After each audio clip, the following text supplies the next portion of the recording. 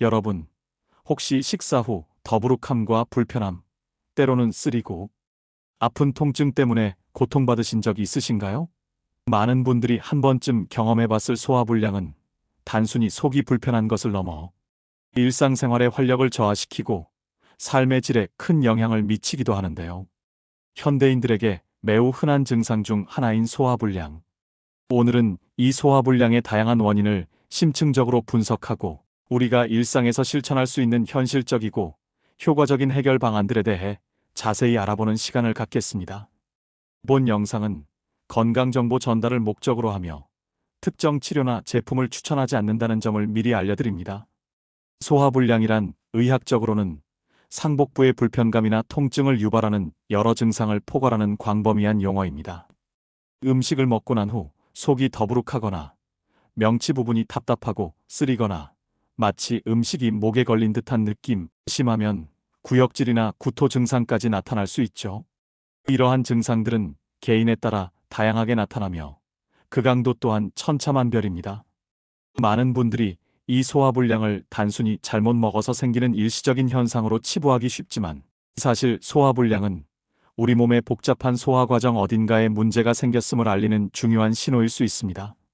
실제로 건강보험심사평가원의 통계에 따르면 매년 수십만 명, 심지어 수백만 명에 이르는 사람들이 소화불량으로 병원을 찾고 있으며 이는 소화불량이 현대사회에서 매우 흔하게 발생하고 만성화될 수 있는 건강 문제임을 명확히 보여줍니다.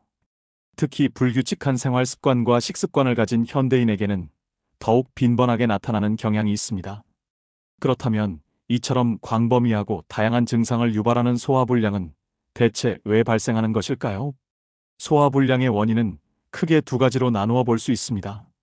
첫 번째는 기질적 소화불량으로 이는 위염, 위궤양, 역류성 식도염, 담낭질환, 췌장염 등과 같이 위장관이나 소화기관의 실제적인 해부학적 또는 병리학적 병변이 명확하게 존재하는 경우를 말합니다.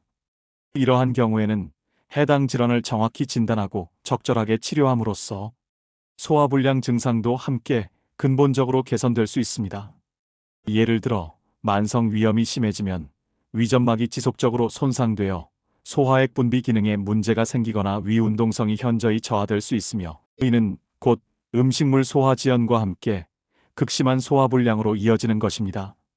역류성 식도염의 경우 위산이 식도로 역류하면서 식도 점막을 자극하고 염증을 유발하여 명치 부위에 타는 듯한 통증, 쓰림, 답답함 등을 일으키는데 이는 흔히 소화불량과 혼동될 수 있는 불편감을 줍니다.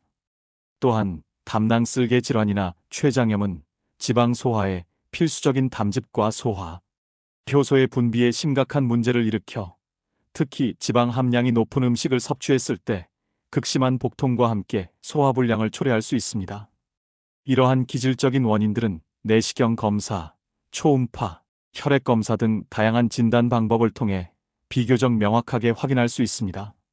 두 번째는 기능성 소화불량으로 이는 위내시경이나 다른 정밀 검사상 특별한 기질적 이상 소견이 전혀 발견되지 않음에도 불구하고 소화불량 증상이 만성적으로 지속되거나 재발하는 경우를 말합니다. 전체 소화불량 환자의 절반 이상, 많게는 70% 가까이가 이 기능성 소화불량에 해당한다고 알려져 있으며 이 경우 증상의 원인이 명확하게 밝혀지지 않아 환자분들이 더욱 답답함과 어려움을 느끼는 경우가 많습니다. 기능성 소화불량의 발생 원인으로는 여러 복합적인 요인들이 작용하는 것으로 추정됩니다. 구체적으로는 위산 분비의 이상, 과다 또는 과소 분비, 위 운동성의 저하, 음식물이 위에서 장으로 넘어가는 속도가 느려짐, 위 감각의 과민성, 정상적인 위 팽창에도 과도한 통증이나 불편함을 느끼는 것, 그리고 뇌와 장의 상호작용 이상 등이 있습니다. 특히 주목할 만한 점은 연구에 따르면 스트레스나 불안, 우울증과 같은 심리적 요인들이 위장 운동과 위산 분비에 직접적으로 영향을 미쳐 소화불량 증상을 유발하거나 악화시키는 경향이 있다는 것입니다.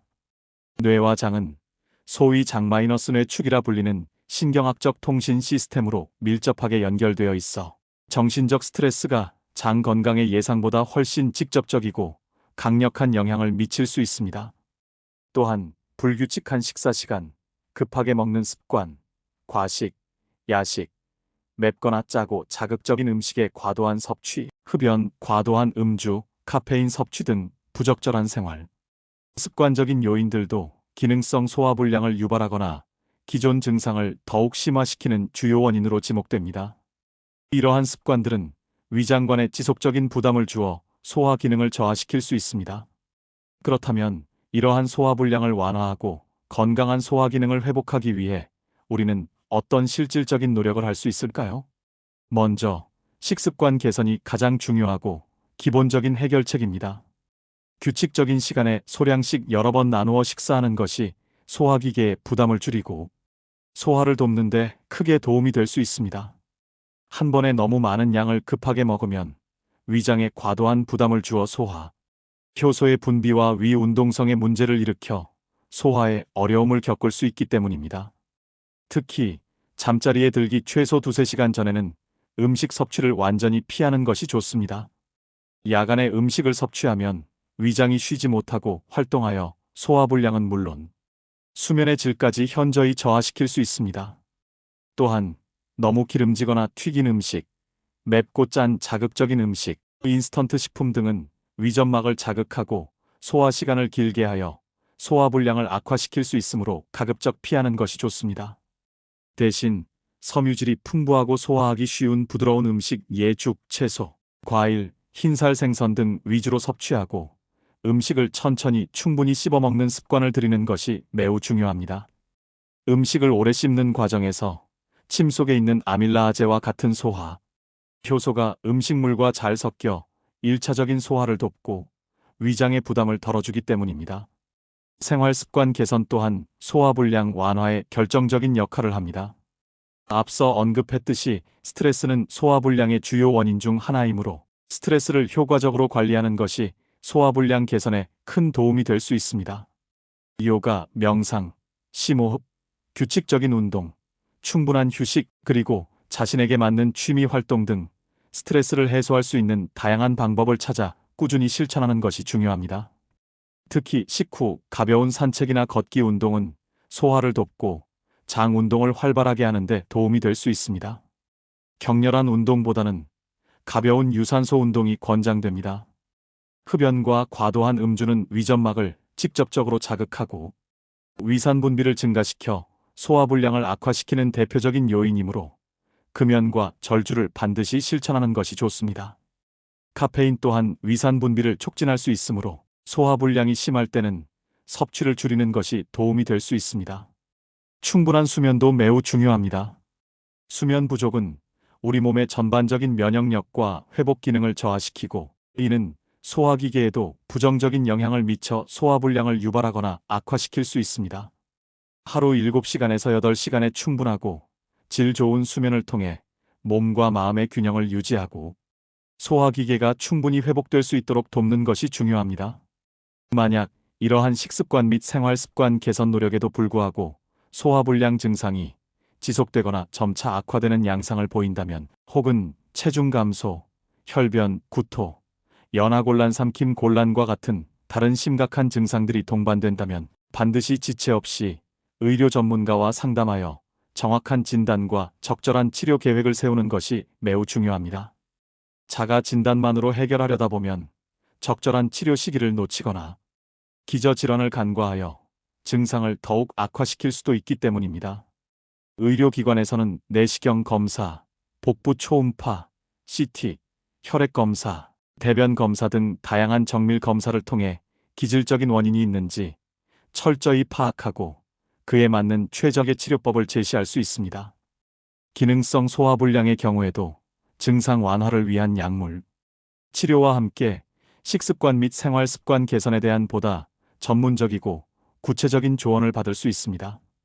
필요하다면 정신건강의학과 전문의와의 협진을 통해 스트레스나 불안과 같은 심리적 요인에 대한 치료를 병행하는 것도 도움이 될 수 있습니다.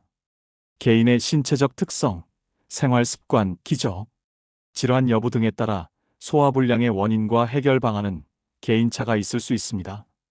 따라서 어떤 방법이든 자신에게 맞는 최적의 방법을 찾는 것이 중요하며 궁금한 점이나 의문이 있다면 주저하지 말고 전문가의 도움을 받는 것이 가장 현명합니다. 건강한 소화 기능은 우리가 활기차고 만족스러운 일상을 보내는데 필수적인 요소입니다. 오늘 말씀드린 소화불량에 대한 다양한 정보들이 여러분의 소화불량 증상 완화에 실질적인 도움이 될 수 있기를 진심으로 바랍니다. 본 영상은 건강정보 제공용이며 의료 진단 및 치료를 대체하지 않습니다. 필요시 전문가 상담을 권장드립니다. 오늘 내용이 유익하고 도움이 되셨다면 채널 구독과 좋아요, 그리고 알림 설정까지 꼭 부탁드립니다. 여러분의 건강한 삶을 응원하며 다음 영상에서 더 유익하고 알찬 정보로 찾아뵙겠습니다. 감사합니다.